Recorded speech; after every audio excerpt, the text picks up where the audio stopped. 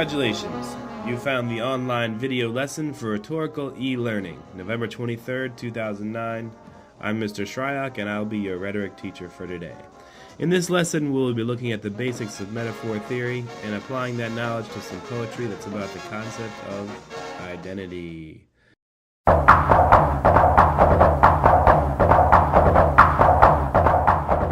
So let's get started. There are three types of metaphor. The first one is symbolic. For example, the lion is a symbol of bravery. Why? Because he's king of the jungle. Just take a look at those sharp teeth right there. One of my favorite instances of this comes from Much Ado About Nothing. There's this young guy named Claudio.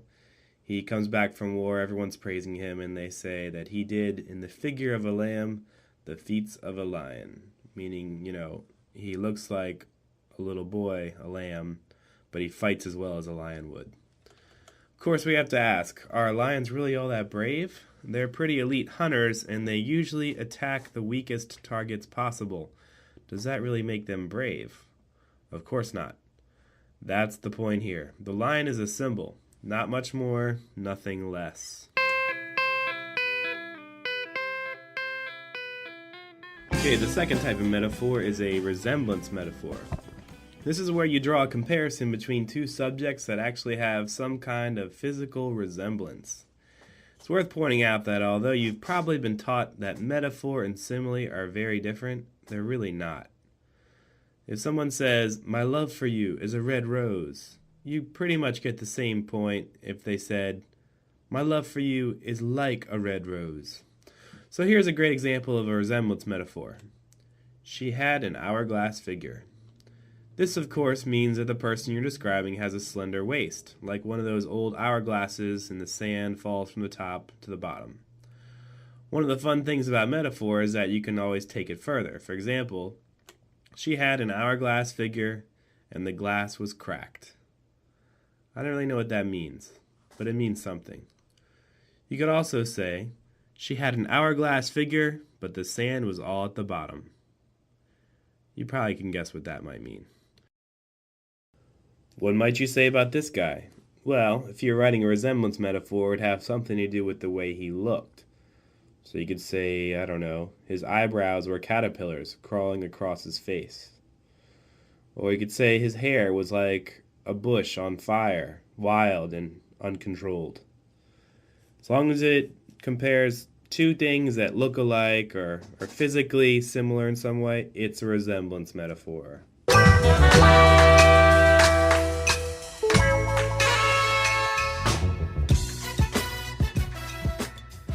So the third and last category is conceptual metaphor. Conceptual metaphors are essential to the way we think. A great example is the life is a journey metaphor. Pause for a second and consider just how many phrases you know that describe life as if it was some kind of physical journey. For example, someone might say they've reached a crossroads in their relationship, meaning that they have some difficult decisions to make. They're not talking about actual roads, they're talking about their path through life. If you say that someone you know has left us and, quote, gone on to their final resting place, this is a metaphorical way to say that they have died. And in Psalm 23, when the author talks about passing through a dark valley of the shadow of death, they really mean it's a difficult time in the person's life. These are common phrases, and they all rely on the metaphor that compares life to a physical journey. This right here is a poem called "My Life Had Stood a Loaded Gun" by Emily Dickinson. She compares her life to a gun.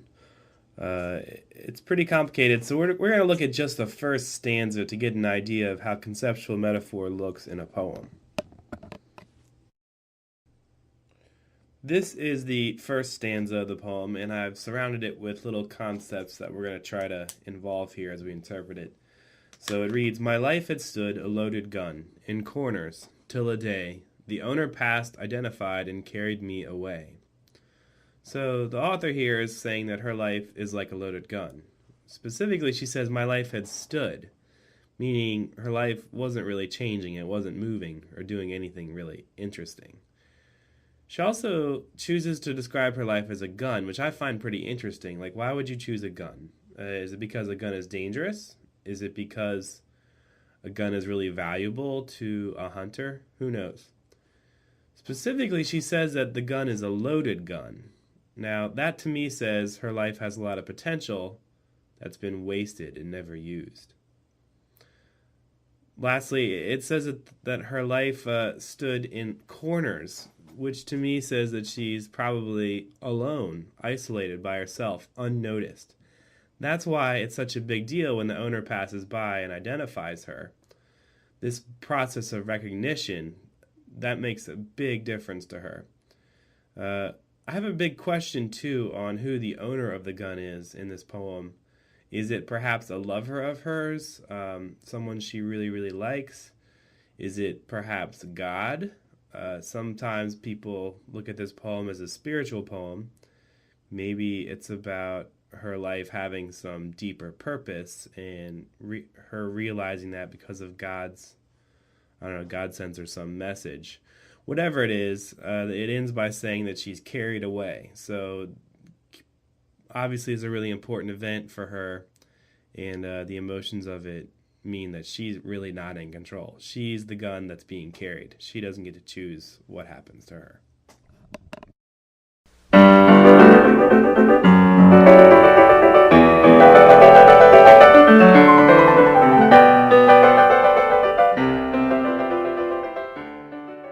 It's your turn. On screen here is a poem called Identity. You can find this posted on your site, actually, but I want you to read the poem, think about it, and write a comment on it. You have three options. One would be to point out one metaphor that you noticed and discuss maybe why the speaker chose to use it. And here, the more specific your answer, the better. Another option would be to interpret the overall meaning of the poem and whether or not you agree with it. And then lastly, it'd be great if you might want to comment on something that another classmate of yours wrote. Respond to them by saying you agree or disagree with what they said. That would be great too. So you can do any of those options. And your final little task here will be to do something creative. I want you to try to write 2 or 3 lines of your own that make a comparison about our class. So anything you want to say about our class is fine. But when everyone's done and written their 2 or 3 lines, then we can remix them and make one long poem out of all of them. You can comment on what we do in class, maybe some of the people in there, whatever you really want to say, as long as you use a metaphor and it's creative. Good luck, and I'm looking forward to seeing what you guys make.